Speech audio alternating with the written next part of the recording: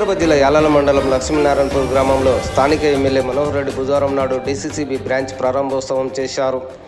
ఈ సందర్భంగా ఆయన మాట్లాడుతూ రైతుల సంక్షేమం కోసం డీసీసీబీ పనిచేస్తుందన్నారు. గతంలో ఎల్టీ లోన్లు తీసుకోవాలన్నా రైతులు ఇబ్బంది పడేదని గుర్తు చేశారు. ప్రస్తుతం డీసీసీబీ బ్యాంకులో రైతులకు అన్ని సేవా కార్యక్రమాలను అందుబాటులోకి తీసుకురావడం జరిగిందన్నారు. ప్రైవేటు బ్యాంకులకు దీటుగా పనిచేయడం జరుగుతుందని పేర్కొన్నారు.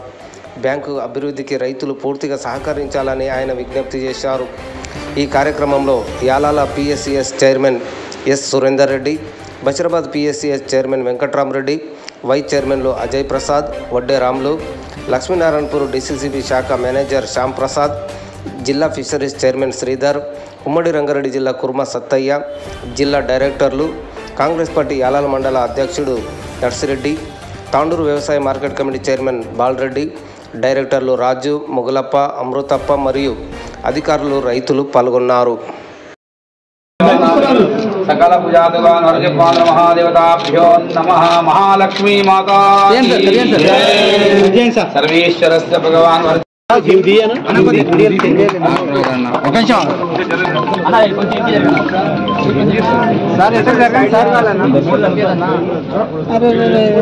ఫోటోలు మేము తీసుకున్నాం, మమ్మల్ని చెప్తారా మనం ఫోన్లో మేము ఫస్ట్ మా దాంట్లో తీసినాక వీడియోలు తీసుకోవాలి. అన్న చేయలేదు. Okay, ready sir.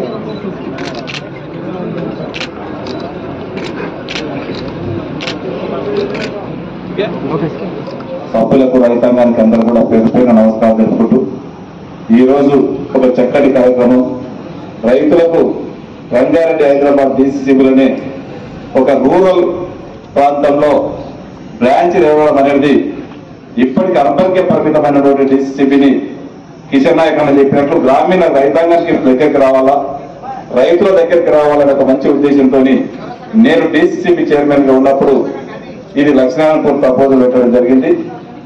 అది వచ్చి కూడా ఇప్పటికి దాదాపు ఒక సంవత్సరం పైన అవుతా ఉన్నది. ఇక్కడ బ్యాంక్ కోసం ప్లేస్ దొరకడం, అది చూసి ఒకటి చూసినప్పుడు దాంట్లో కొద్దిగా లాకర్ ఫెసిలిటీ బాగాలేదన్నప్పుడు అధికారులు దాన్ని చేయడం జరిగింది. చాలా 4-5 సార్లు చూస్తే లాస్ట్కి రావడం అయినా సరే ఈరోజు ప్రారంభించుకోవడం రైతులకు, మన బ్రాంచ్కు, మన ప్రాంతానికి చాలా శుభసూచకం.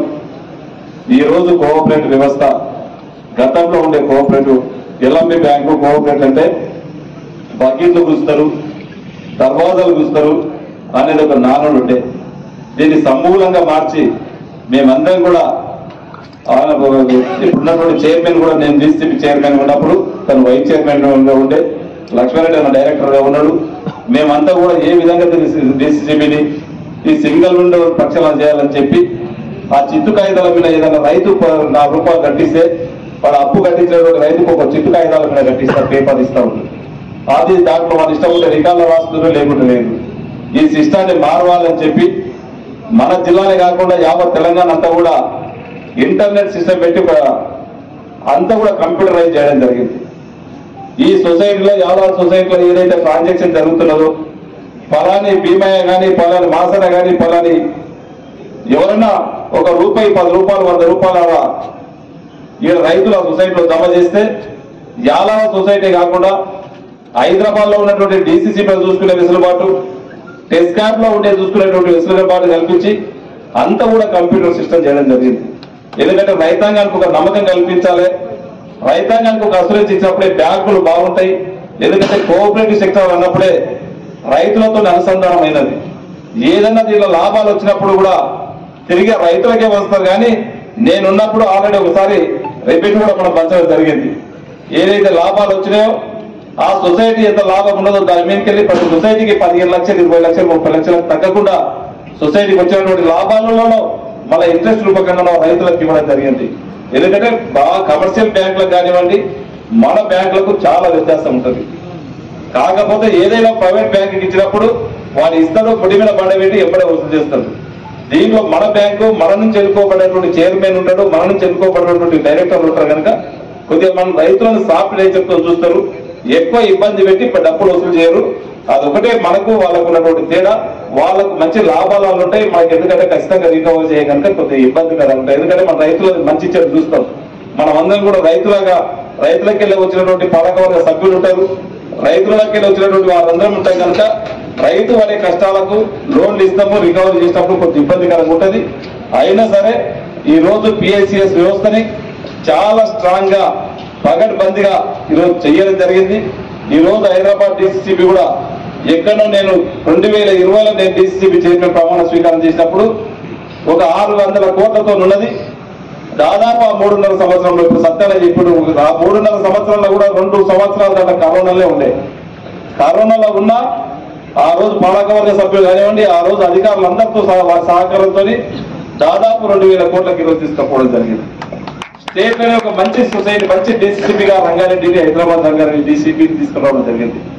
అది ఒకటే తీసుకోవడం కాదు, ఇంతకుముందు సొసైటీలో చేసినటువంటి ప్రతి ఒక్కరికి కూడా ఎక్కడ కూడా ఒక జాబ్ గ్యారంటీ లేకుంటే వాళ్ళకి తెలంగాణ మొత్తం కూడా ఆ రోజు ఉన్నటువంటి గవర్నమెంట్ ఒప్పించి మెప్పించి ఒక 44వ జీవో తీసుకొచ్చి దానికి ఆ రోజు కర్త కర్మ క్రియ అంతా కూడా నేనే ఆ రోజు ఉన్నటువంటి వాళ్ళని ఒప్పించి వాళ్ళందరినీ కూడా 44వ జీవో తెప్పించి ఇప్పుడున్నటువంటి సొసైటీలో ఉన్నటువంటి సీఈఓలను అందరినీ కూడా రెగ్యులరైజ్ చేసి వాళ్ళకు ఒక జాబ్ గ్యారంటీ ఇవ్వడం జరిగింది. దాదాపు ఒక 400-500 మంది 44వ జీవో ద్వారా స్టేట్ లోనే అందరూ కూడా మన జిల్లాలో దాదాపు ఒక 400-500 మందికి తీసుకోవడం జరిగింది.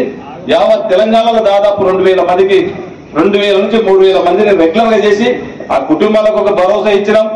సొసైటీని నమ్ముకొని కొన్ని సంవత్సరాలకు చేసేటువంటి వాళ్ళకు ఒక భరోసా ఇచ్చి ఖచ్చితంగా మీరు మంచి పని చేయండి, రైతులకు అందుబాటులో ఉండండి, రైతులకు ఎలవేళ పని చేయాలని చెప్పి ఒక రైతు ప్రభుత్వం లాగా మనం పనిచేస్తాం ఆ రోజు.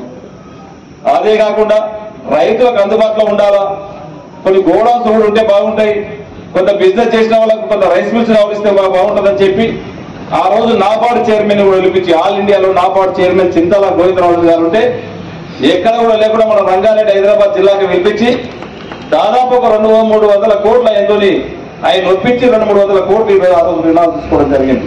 పావుల వడ్డీకి 10 పైసల వడ్డీ అది. దాంట్లో భాగంగానే ఈ రోజు యాలాల్లో కూడా ఒక గోడౌన్ ఇచ్చినాం ఆ రోజు. ఈ రోజు జిల్లాలో దాదాపు 30 నుంచి 40 గోడౌన్స్ ఇవ్వడం జరిగింది. ఒక్కొక్క సొసైటీకి ఎంత ఇన్కమ్స్ ఉన్నాయంటే దాని నుంచి ఈ రోజు 40 లక్షలు 50 లక్షల రెంట్లు వస్తా ఉన్నాయి ఈ రోజు హైదరాబాద్ చుట్టుపుట్టున్నటువంటి గోదాంలో. ఆ రోజు ఇప్పుడున్నటువంటి మన సత్యాలకే దాదాపు 5 ఎకరాలు ల్యాండ్ అలాంటి చేయించి కూడా దాదాపు ఈ రోజు ఒక పెద్ద కోల్డ్ స్టోరేజ్ కానివ్వండి, పెద్ద గోడౌన్ కానివ్వండి, దాదాపు ఒక 30-40 లక్షలు నెలకు రెంట్ వచ్చే విధంగా ఆ రోజు అన్ని సొసైటీలని ఏ సొసైటీ కూడా గుదిబండ కాకుండా దానికి ఆ సొసైటీకి సైడ్ ఇన్కమ్ ఉండే విధంగా ఎక్కడ కూడా ఆ రోజు ఉన్నటువంటి 9 ఉమ్మడి జిల్లాలలో హైదరాబాద్ రంగారెడ్డి జిల్లాని గోడౌన్సే కానివ్వండి, కోల్డ్ స్టోరేజే కానివ్వండి, రైస్ మిల్సే కానివ్వండి, ఫంక్షన్ హాల్సే కానివ్వండి, ఎక్కడ ఏ సొసైటీకి ఏదైతే వయోకులు ఉంటుందో సొసైటీ అధ్యక్షుల వాళ్ళ ఇష్టం వరకే అన్ని కూడా కట్టియడం జరిగింది. అది నిరంతర ప్రక్రియ. ఇప్పుడు కూడా అవన్నీ కట్టిస్తా ఉన్నాం. అదే కాకుండా ఇప్పుడే మాకు వస్తుంటే నాబార్డు నుంచి ఒక ఫోన్ కూడా రావడం జరిగింది. ఎఫ్పిఓలు అని చెప్పి ఆ సంఘానికి కొత్తగా ఎఫ్పిఓలు చేసుకున్నట్లయితే ఇప్పటికే యాలాలు పెట్టించిన బసిరాబాద్ కూడా ఒకటి ప్రపోజల్ పెట్టమని చెప్పినా, తట్టేపల్లి కూడా ఒకటి ప్రపోజల్ పెట్టమని చెప్పినా, ఆల్రెడీ ఒకటి యాలాలనే అది ఆల్రెడీ శాంక్షన్ కూడా ఈరోజు చేయించడం జరిగింది. ఈ రోజు నుంచే దాంట్లో 16 లక్షల రూపాయలు కూడా గవర్నమెంట్ నుంచి, సెంట్రల్ గవర్నమెంట్ నుంచి సబ్సిడీ రూపాయలుగా వస్తూ ఉంది. 4 లక్షలు స్టేషనరీకి, మిగతా 12 లక్షలు ఏదైతే ఉన్నదో అదంతా కూడా అడ్మినిస్ట్రేషన్ మంచి దాంట్లో ఒక 400-500 మందిని ఎఫ్పిఓ అని చెప్పి ఎలా పిఎస్సిఎస్ సొసైటీలో ఏ విధంగా అయితే మెంబర్షిప్ ఉన్నారో మళ్ళీ దాన్ని 400-500 మంది మెంబర్స్ సపరేట్ ఒక మెంబర్స్ చేపియండి. దాంట్లో ఒక 4-5 కోట్లు చేసినామో దానికి రెండంతలు కూడా ఇంకా ఆ రోజు నడిచే మన కిషన్ నాయక్ అన్న ఆ రోజు లేడు, తొందరగానే ఒక మంచి అనుభవం ఉన్నాడని చెప్పి డైరెక్టర్ తీసుకోవడం జరిగింది. ఇక్కడ లక్ష్మణరెడ్డి అని ఉన్నాడు, మూలం ఉన్నాడు, ఒక మంచి డైరెక్టర్స్ ఉన్నారు. అన్న కూడా డైరెక్టర్స్ తో మన డిసిసిబి చైర్మన్ గారు, అధికారులు కూడా అందరు మంచి ఉన్నారు. వారందరి సహకారంతో ఈ రోజు హైదరాబాద్ రంగారెడ్డి డిసిబిని ఒక మంచి ఉత్తమమైనటువంటి డిసిబిగా ఈ రోజు పనిచేస్తా ఉన్నారు. వాళ్ళకి స్టాఫ్ తక్కువ ఉందని చెప్పి నాకు ఎప్పుడే చెప్తే వైకే రావు గారితో కూడా మాట్లాడడం జరిగింది. వాళ్ళతో కూడా రఘునందన్ రావు ప్రిన్సిపల్ సెక్రటరీతో కూడా మాట్లాడడం జరిగింది. వాళ్ళకి పర్మిషన్ కూడా ఇచ్చారు సీఓ గారు. మీకు ఆల్రెడీ స్టాఫ్ ని కూడా మీకు పెంచుకోవడానికి మీకు 100% మన డిసిబి ఎలిజిబుల్ ఉంది కనుక 100% మీకు ఎంతమంది అయితే తక్కువ ఉన్నదో, ఎందుకంటే నేనున్నప్పుడే గతంలో ఒక 78 మందిని మేనేజర్లే కానివ్వండి, స్టాఫ్ అసిస్టెంట్లు కానివ్వండి ఒక 78 మందిని మనం అప్పుడు సెలెక్ట్ అప్పుడు జాయిన్ చేసుకోవడం జరిగింది. మళ్ళీ కూడా బ్రాంచెస్ పెరుగుతూ ఉన్నాయి. వ్యాపారం పెరుగుతున్నది కనుక దాదాపు ఒక 100-150 మంది వరకు స్టాఫ్ తక్కువ ఉన్నారు. వాళ్ళని కూడా తొందరగా రిక్రూట్ చేయించే బాధ్యత ఖచ్చితంగా నేను తీసుకుంటాను. గౌరవ అధ్యక్షుడు కూడా తీసుకొని తొందరగా చేపిస్తారని చెప్పి కూడా తెలియజేసుకుంటూ, రైతుల పక్షాన దయచేసి మీకు ఎక్కడ ఏది ఉన్నా కానీ ఈ బ్యాంకు మీకు ఎల్లవేళ ఉంటుంది, లాకర్ సిస్టమ్ ఉన్నది. మీరు దయచేసి అక్కడిక్కడ పెట్టుకొని ఇబ్బంది పాలు కాకుండా, ఎందుకంటే చూసినాం మొన్న ఏ విధంగా దొంగతనాలు రైతులు, మీరు సేఫ్ గా ఇవన్నీ కూడా మీ దగ్గర బంగారం ఉన్న ఏది ఇక్కడ లాకర్లో పెట్టుకోండి. ఏ బిల్ ఉన్నా కానీ దీంట్లో ఈ రోజు సిస్టమ్ కూడా చేంజ్ అయింది. ఇంకా అతి త్వరలోనే ఇక్కడ ఏటీఎం సెంటర్ కూడా వారం 10 రోజులలో ఏటీఎం సెంటర్ ని కూడా ఒకటి ప్రారంభించబోతా ఉన్నాం. దాంతో పాటు గూగుల్ పే కానివ్వండి, ఈ రోజు నేషనల్ బ్యాంక్స్ లో ఏవైతే మీకు ఫెసిలిటీస్ ఉన్నాయో అన్నింటి కూడా వాడుకునే ఫెసిలిటీ ఇప్పుడు దీంట్లో ఉన్నది.